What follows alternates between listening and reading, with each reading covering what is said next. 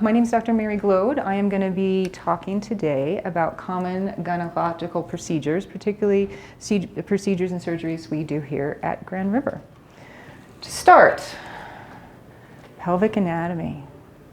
This is normal. So, uterus, the top of the body of the uterus, the cervix, which is the lower part of the uterus. This is what dilates when you have a baby. The vagina, tubes, and ovaries. Looking in a cut down the middle view, here's your uterus. Behind it is the rectum. The bladder sits in front of it, and this is the vagina. Here's the pubic bone, here's the spine. This is all normal anatomy. What I'm going to show you is when anatomy is not normal, particularly in pelvic health, procedures we can do to fix it. First, this is a procedure called hysteroscopy. So hysteroscopy means looking inside the uterus. So hyster is uterus, scopy is look. So there is a procedure we can do where we put a speculum in the vagina, dilate the cervix, and we can put a camera inside to see the lining of the uterus. The reason we do that, someone who has bleeding that we don't know why, particularly postmenopausal bleeding. If someone has something that shows up on ultrasound growing in here, this lets us get a direct look rather than just an ultrasound look. And if there's something in here that needs to be removed, we can do it at that time. So hysteroscopy is a pretty common procedure. Here at Grand River, we do them in the operating room with a light anesthetic. Some locations can do them in the office. We do have the capability of doing them in the office under just a local anesthetic. But hysteroscopy is probably one of the most common gynecological procedures. Endometrial ablation. And so an endometrial ablation is done in someone who has a normal size shaped uterus but is having very heavy bleeding. This is someone who doesn't have anything growing in the uterus, does not have an enlarged uterus, and someone who doesn't want a hysterectomy. This is a nice outpatient procedure that can help with bleeding. So this is called a novissure. This is the one that we do here.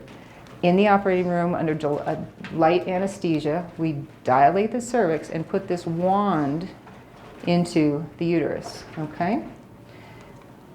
Once the wand is in, we set it to the uterus, and then we use a radio frequency to burn the lining of the uterus. So when we have a period, estrogen makes the lining of the uterus grow. Progesterone keeps it in check. And what can often happen is someone's lining can get too thick. And that's why they can have heavy bleeding.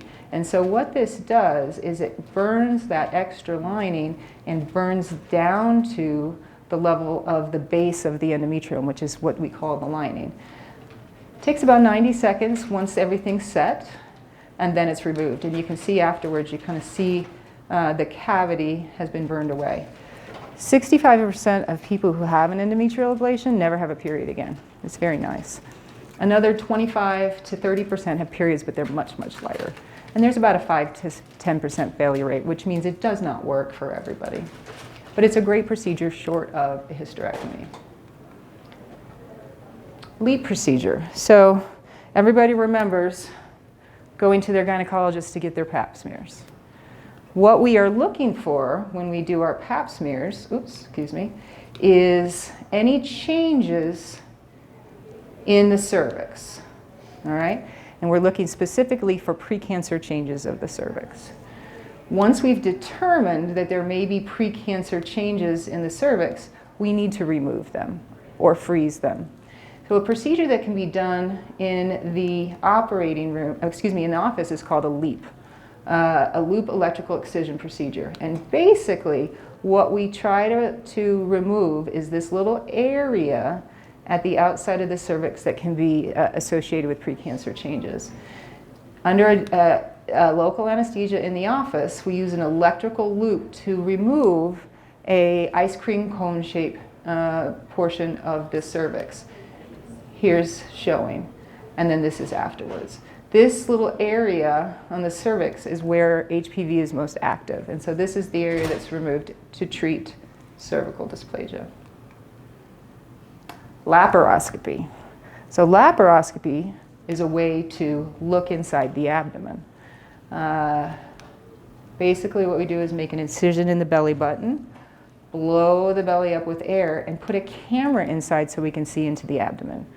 We use it in gynecological surgery to look at the uterus, the tubes, the ovaries, to search for endometriosis, scar tissue, etc. Laparoscopy is also done in other specialties like general surgery. And basically, camera goes in, the tools that we need to look at and treat anything that may be in here, let's say endometriosis, an ovarian cyst. We also often use laparoscopy as an assistant during hysterectomies. Hysterectomy is the one people think most commonly with gynecological procedures. So a hysterectomy is removing the uterus. Hyster being uterus, ectomy, remove. There are different types of hysterectomies. And I think the important part to kind of catch from this type is the difference between a partial, total, and a total with removal of the tubes and ovaries. So again, uterus, cervix, tubes and ovaries. A partial hysterectomy, we remove just the body of the uterus, but leave the cervix. That's called a partial hysterectomy. A total hysterectomy is when we remove the body of the uterus and the cervix. Much, much more common total hysterectomy rather than partial hysterectomy. There was a time when we left cervixes, people thought it made a difference in pelvic support, it made a difference in sexual function, but what the studies have shown is it really doesn't. So the majority of the time we remove the entire uterus. Once you've had your uterus removed, as long as there's no cancer, you don't need any further pap smears because the cervix is gone. And it is the definitive treatment for fibroids, bleeding, pain, all associated with the uterus. A total hysterectomy with removal of the removal of the fallopian tubes and the ovaries is what a lot of people think of as a total, but we actually call it a total hysterectomy with removal of the tubes and ovaries.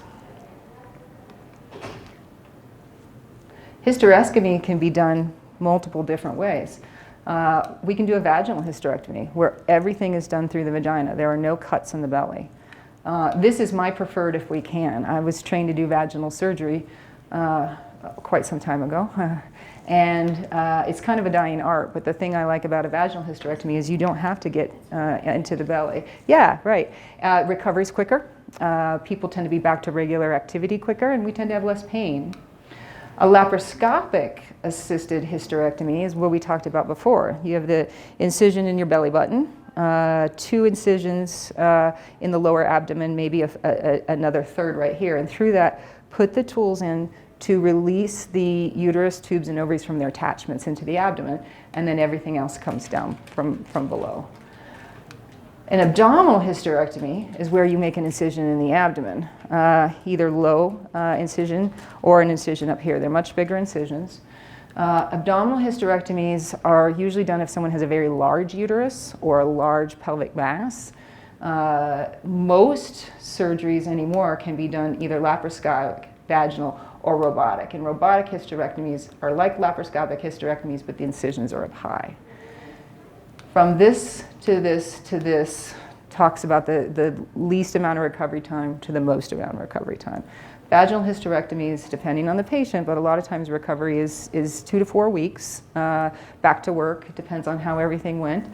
And really at 4 weeks with vaginal hysterectomy, back to regular activity with the exception of intercourse.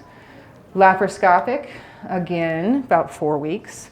And then the abdominal, because you're making a bigger incision, it does take a lot longer to heal. You're looking at about 6 weeks, 6 to 8 weeks for recovery for an abdominal hysterectomy. We try to do what we call minimally invasive.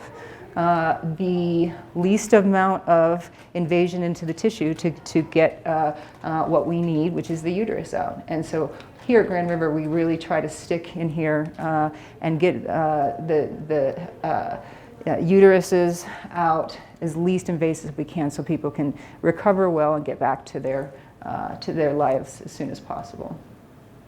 Bladder sting. So a lot of times I get asked by people about urinary incontinence. Someone who loses urine when they cough, they sneeze, they jump, they run. And often that can be fixed with a bladder sling. So again, doing the sagittal view, uterus, bowel, and bladder, what can happen is this little neck right here, there's a muscle there that holds the urine into the bladder, okay? And what can happen with childbirth, with trauma, with obesity, is this little muscle can break down and it's not supported any longer. And so when people press on the abdomen with coughing, sneezing, running, urine can sneak out. What a bladder sling does is it holds that muscle back up. So you can see there's kind of a funnel of urine coming out, and here it's holding it back up. Bladder slings can be done many different ways. They can be done with an open incision. They can be done through the vagina. They can be done laparoscopically. Here at Grand River, we do everything through the vagina. We do what's called a transobturated sling that has 2 little incisions in the groin. You put in a polypropylene mesh right underneath the urethra that holds everything in and bring it out through these 2 little incisions. The incisions are tiny. There's also a small little incision about that big in the vagina. But it's a nice outpatient procedure that can help people who have stress incontinence, people who have urge incontinence. The gotta go is that you remember those commercials, gotta go, where you don't lose urine when you cough and sneeze, but you lose urine when you have the urge to go and can't get there in time. That's a different problem and is not fixed surgically. It's usually fixed medically. But this is a nice procedure with people who have stress incontinence. Pelvic organ prolapse. So if you think about the muscles in the pelvic as a hammock that holds everything in, there are 3 holes in that hammock. There's the urethra, the conduit from the bladder outside, there's the vagina, and there's the rectum. And normally there's a nice band of muscles and support tissue that hold these 3 compartments apart.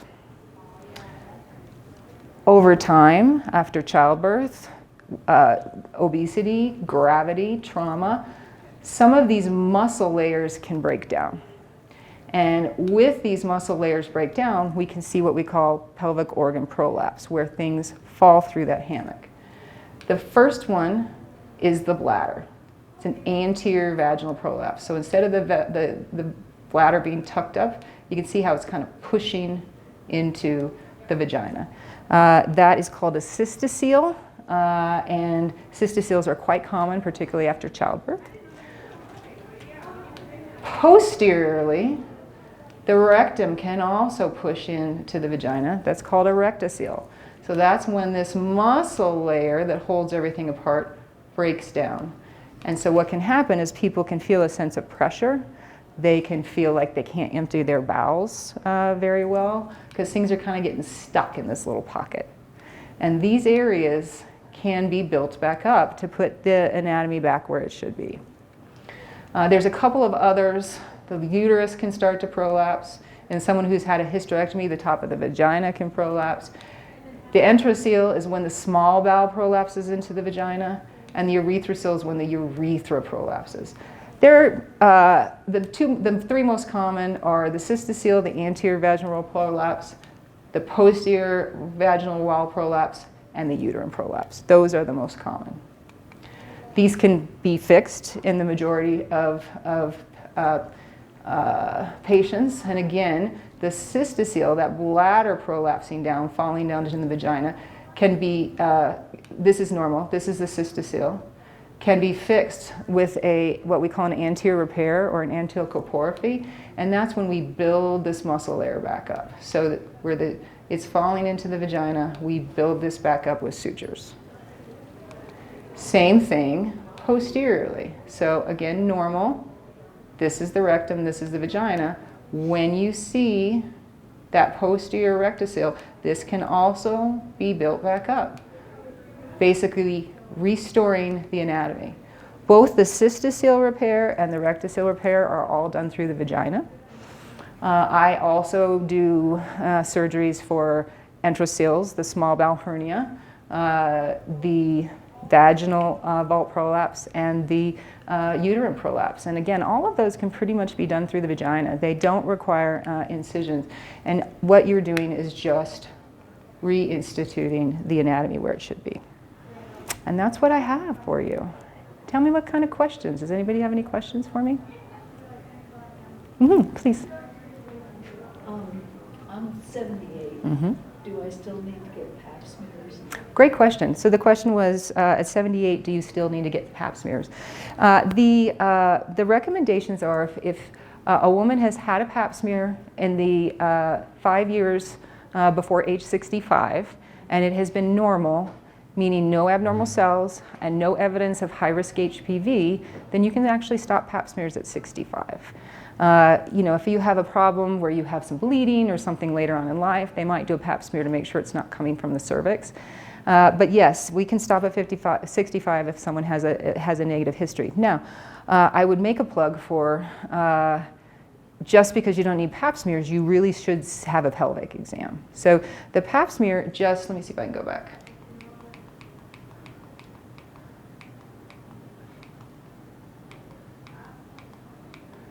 Sorry.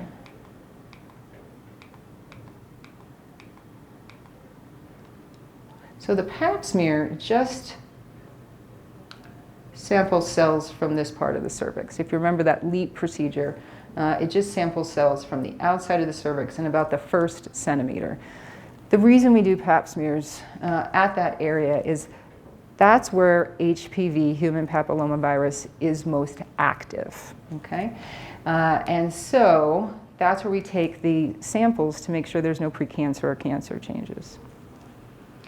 However, pap smear is not going to tell you if anything's going on in the body of the uterus, the tubes, and the ovaries. So I still recommend, even after 65, that women have a pelvic exam at least every other year, where someone actually goes in and feels the uterus, tubes, and ovaries, looks on the outside on the vulva to make sure there aren't any skin changes.